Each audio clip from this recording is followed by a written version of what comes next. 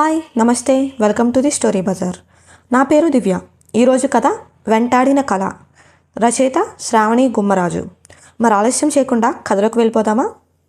Daddy, నేను second show మూవీకి వెళ్తున్నా, అరవింద తండ్రితో చెబుతుంది.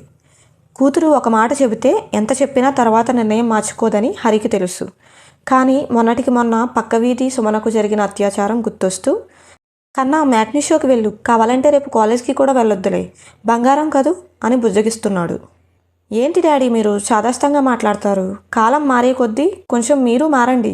అయినా నేను రేష్మా టికెట్స్ బుక్ చేయించుకున్నాం కూడా. ఇక్కడ స్కూటీలో వెళ్ళి అక్కడ దిగి మూవీ చూసి తిరిగి స్కూటీలో వచ్చేస్తా. దానికి ఎందుకు వద్దంటారు? ఫ్రెండ్స్ అందరూ ఎందుకు వెళ్ళలేదు, టికెట్స్ బుక్ చేయించారు కదా అని అడిగితే నేనేం చెప్పాలి? అందరి ముందు షేమ్ అయిపోతా నేను. ఏకదాటిగా చెప్పేసి తన నిర్ణయం మారదన్నట్టు వెళ్ళిపోయింది. హరి కూతురు మొండితనానికి కోపం చేసుకోలేక, తాను చేసిన గారాబంకు బాధపడలేక కూతురు వైపే చూస్తూ ఉండిపోయాడు.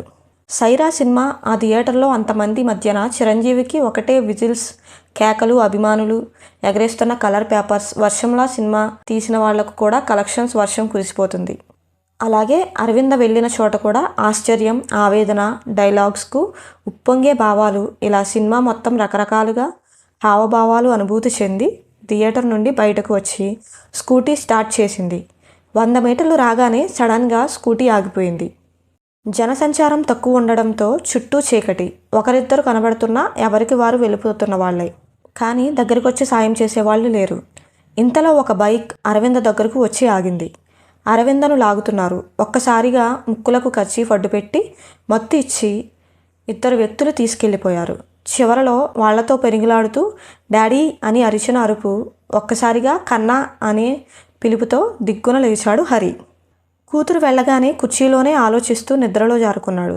చుట్టూ గమనించుకుని ఇదంతా కలనా, కానీ ఏమైనా జరిగితే అని తొందరగా లేచి షర్ట్ వేసుకుని గుమ్మం దగ్గరికి వెళ్ళగానే ఎదురొచ్చింది అరవింద. కన్నా, మూవీకి వెళ్ళలేదా? నేనే వద్దామనుకుంటున్నా, మూవీ అయిపోగానే ఇంటికి తీసుకురావడానికి. నువ్వే వచ్చేసావు, ఏమైందిరా అన్నాడు. నేను వెళ్ళగానే 10 నిమిషాల తర్వాత రేష్మ నుండి ఫోన్ రావడంతో లిఫ్ట్ చేసి హలో అనగానే, ఆరు నేను మూవీకి రావట్లేదురా, అయ్యా చెన్నై నుండి వస్తున్నాడు, ప్లీజ్ ఏమనుకోకు అని ఫోన్ పెట్టగానే ఉసూరుమంటూ వెనుదిరిగా. మధ్యలో స్కూటీ ట్రబుల్ ఇచ్చింది డాడీ. ఎవరూ వచ్చి హెల్ప్ చేశారు, తిరిగి వచ్చేసా, ఒకదాన్ని బోర్ కొడుతుంది అని చెబుతూ లోపలికి వెళ్ళిపోయింది. తనకు వచ్చిన కళ మాత్రం జీవితంలో భయంకరమైనదిగా నిలిచిపోయింది హరికి. కథ ఎలా అనిపించిందో కామెంట్ చేసి చెప్పండి. అండ్ కథ నచ్చితే లైక్ చేసి మన ఛానల్ని తప్పకుండా సబ్స్క్రైబ్ చేయండి. అండ్ బెల్ ఐకాన్ని క్లిక్ చేయండి. Thank you for listening.